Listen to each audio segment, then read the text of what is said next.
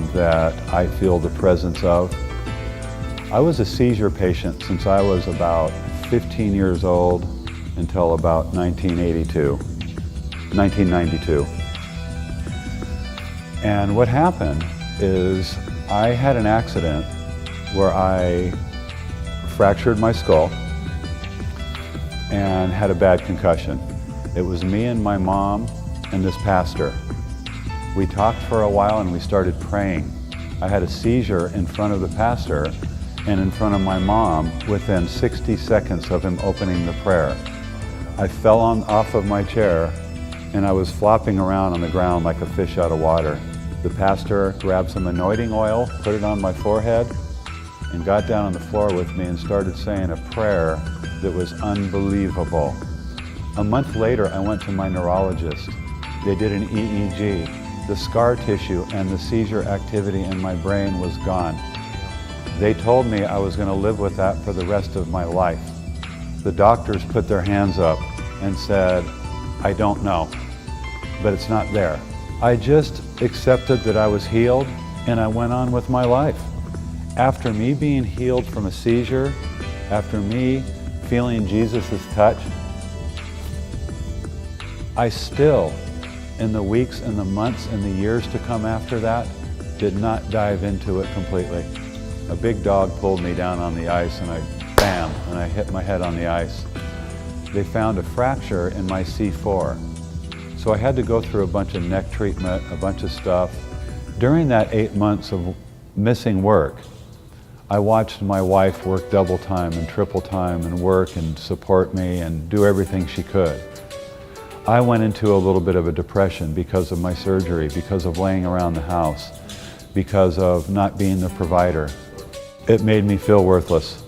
I got back to work, and within 2 months, I broke my left foot. I had to go in for foot surgery and was off work for another 5 months.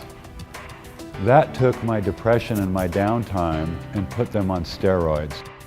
I, at that point, began to, not on purpose, but I was being very neglectful to my wife.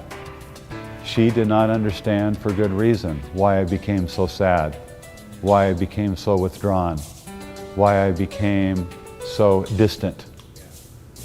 My father, who I re-met 12 years ago after not seeing him for 30-something years, passed away. My wife left me on the same day.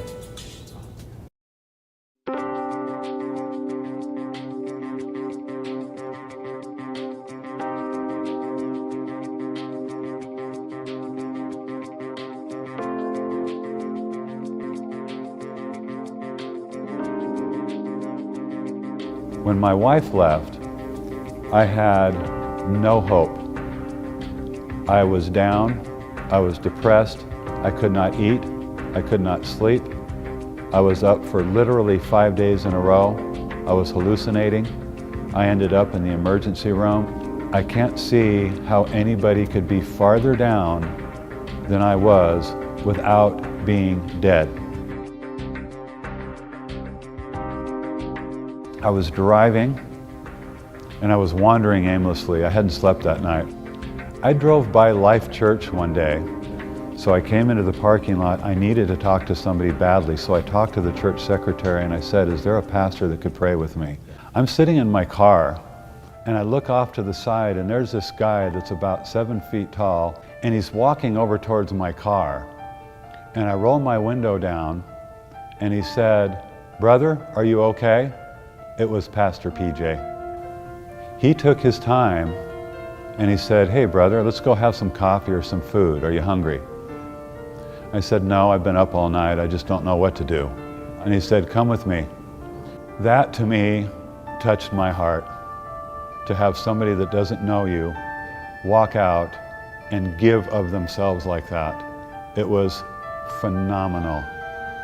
He gave me a big bear hug over at Starbucks and said another prayer for me and said, I hope to see you Sunday. I came to church that Sunday. That sermon that Pastor Mark gave that day was directed right at me. He talked about love, he talked about relationship, he talked about grief. He talked about the Lord, of course. He talked about loss. As far as I was concerned, the only one in the auditorium. Mark was fixed on me, and he kept staring at me. He asked at the end, is there anybody who at this point in their life need prayer, have any hurt in their body or mind? Anybody who is not sure if they're with Christ?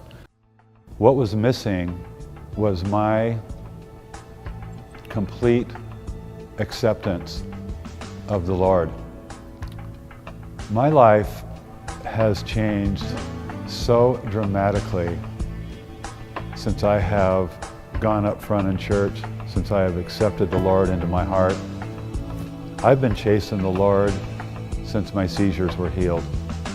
The Lord has taken a fraction of a man that I was during my depression and began to make me feel whole. I have never in my 55 years of life really understood and known myself. I've always been with somebody, a companion. My time on my own now has allowed me to grow and to discover who I am through Christ, and to realize that Christ was always there with me. All I needed to do was open my arms and let Him in.